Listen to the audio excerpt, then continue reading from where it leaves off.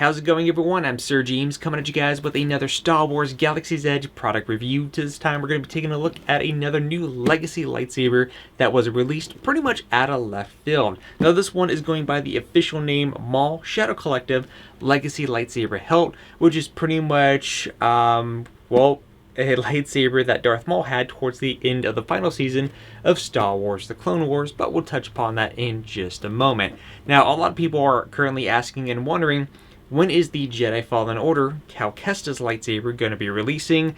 And basically, nobody knows. So if you ever, see like online or Facebook forums where someone was like, well, cast member said this or cast member said that, just so you guys know, the cast members don't know anything in regards to that information. They are left in the dark just like us. So if you're constantly asking about it, it will be out when you see 1,000 posts in regards to it, just so you guys are aware. So anyways, this hilt retails for the price tag of $160. No, it does not include the blade. Yes, if you built a Legacy lightsaber, not Legacy lightsaber, a Savi's Workshop lightsaber, the blade that came with that will work with this hilt, just so you guys are aware. And here is the box. Now, there's no like major updates or anything as far as the box goes. You guys have seen these hundreds of times. Okay, maybe not hundreds of times, but if you watch numerous Legacy lightsaber reviews, I'm pretty sure you've seen it plenty of times. But that is the symbol in the box. That's the only difference as far as the box goes. It's just the symbol in the front. That's pretty much it. Of course, press it, opens up the box, and you're presented with the Legacy lightsaber right inside. But before we take a look at the hilt, there are some little things that you should know if you get this hilt. If you get the hilt, and if you lift up the packaging in the inside, you are going to be presented with a connector and a tool. Because, believe it or not, and I'm glad they actually did this too, I thought it was pretty cool, is you could connect this hilt to an existing Legacy lightsaber hilt, which is Darth Maul's hilt. Because as you guys know, towards the end of the final season, Darth Maul has a new and improved double-bladed lightsaber. On one half, it's his original hilt back in episode 1, and the other half is, and I don't really know the actual story for this one. At some point, I believe it was Ventress's new lightsaber that she acquired in the black market, but we never had an episode in regards to that, and I think they used the unused concepts that never made it into the show to his. But then again, I don't really know the backstory, so if you guys know the backstory for this particular hilt, please let me know, so that way we all have a little bit of a better understanding and some clarification.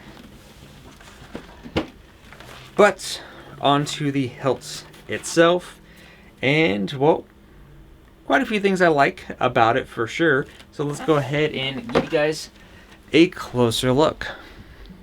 So here is the hilt, which can be used by itself, or if you have the Darth Maul Legacy lightsaber and you wish to join these together, you can go ahead and remove this bottom portion here, which your battery pack will be located right down here, in order to join the hilts together. Now, I am unfortunate to let you guys know that I no longer have the Darth Maul Legacy lightsaber. And if you guys are familiar with my channel, you guys know I've also reviewed custom lightsabers. So at the time I had Darth Maul's Legacy, ended up selling it because I ended up getting a much more advanced Darth Maul lightsaber, better electronics and all that, just so you guys are aware. So unfortunately, I can't demonstrate this being joined with the other hilt, but it is compatible. There is a connector, and it's the only hilt that is compatible with, so you guys are aware. Now, I wanted to point some things here. You may be able to tell slightly about this little red in there. What they've actually done is that they kind of molded to simulate a red wire running down here on the side, which I thought was very, very cool. Now, you might not be able to see it right now, but when we turn this on, you can kind of see right through this section here.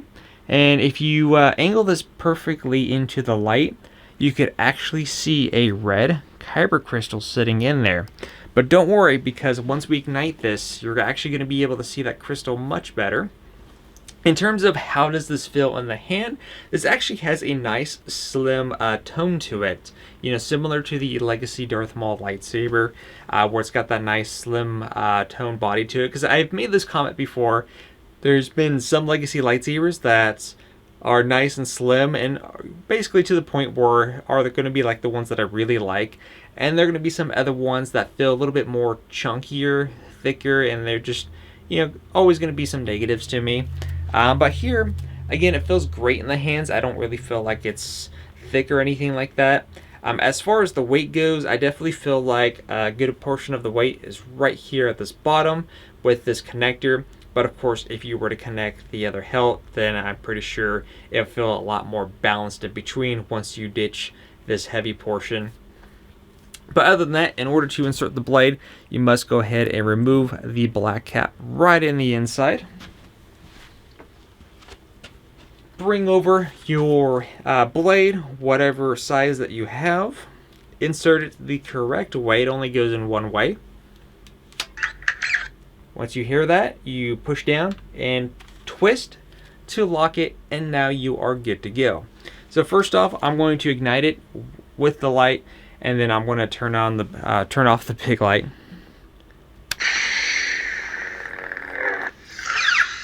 So as I mentioned, there is a kyber crystal in here that you can see, but once we ignite it, you can see it much better, but don't worry, I'll show you once we turn off the light.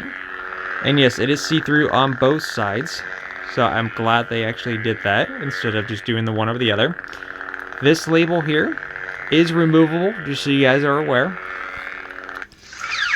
Most of the time I have these removed, but if you guys were kind of curious, yes, there's usually labels that kind of tell you on and off switch, and usually over here is like some kind of warning or whatever the case may be. But yeah, let's go ahead and turn off this main light. Ignite once again.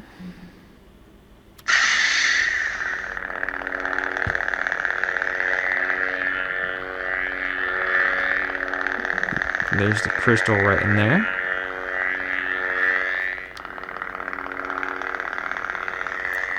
And here's how the hilt sounds.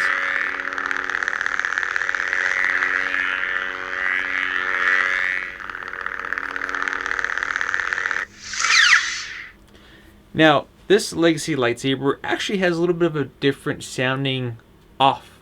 You know, usually some of the other ones, like when they turn off, it's like, you know, something like that. But this one makes a little bit of a different sound every time you turn it off. It's the same sound, but again, it's different from all the other Legacy sabers that I've reviewed. So once again, let's go ahead and activate.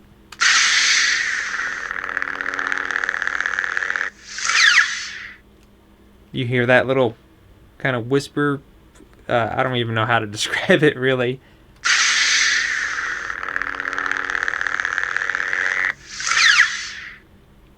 So, pretty cool. Now, as far as electronics are going to be the same as they've always been since Legacy Lightsaber's been out. So, let's go ahead and activate.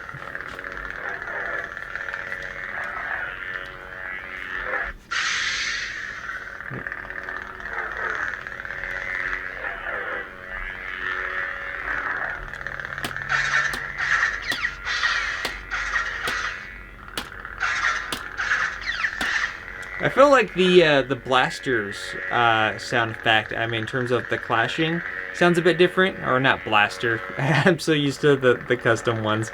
The clashing sound, I feel like that has a different tone to it from the others too.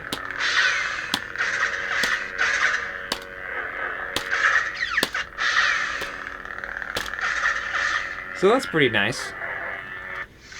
Turn that off. Turn on the main light here, and again, if you need to ever remove your blade, you push down, twist back the opposite direction, and then just like that you can go ahead and lift out. As simple as that. So overall, I think this is a pretty cool Legacy lightsaber. Personally, I guess the way I see it is, if you're someone that already has the Legacy Darth Maul lightsaber, then I feel like this is going to be a great companion piece to add with that, because the fact that you can connect it, and I so wish that I had the hilt still so I could actually show it to you. I just apologize that I couldn't do it. But again, it's going to be a great companion piece. If you're already collecting all the other Legacy lightsabers, then obviously it's going to be a must-have for your collection. But as far as your first purchase, whether you're trying to figure out if you want to build a Savi's Workshop lightsaber or buy a Legacy saber, personally, the way I see it, because a lot of people always ask me, what would I recommend for a Legacy saber.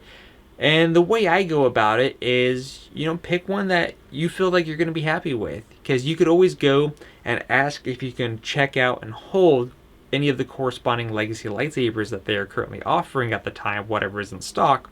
So that way you can kind of see if it's going to be the right one for you. This one feels great in the hand. Like I said, if you already have the Darth Maul Legacy Saber, then this is just a great must-have, especially if you want to make Darth Maul's final season lightsaber build. But other than that, I think it's a great hilt, and you guys can let me know what you think in the comment section down below. Until then, I'll see you guys on the next video upload, and see you guys real soon.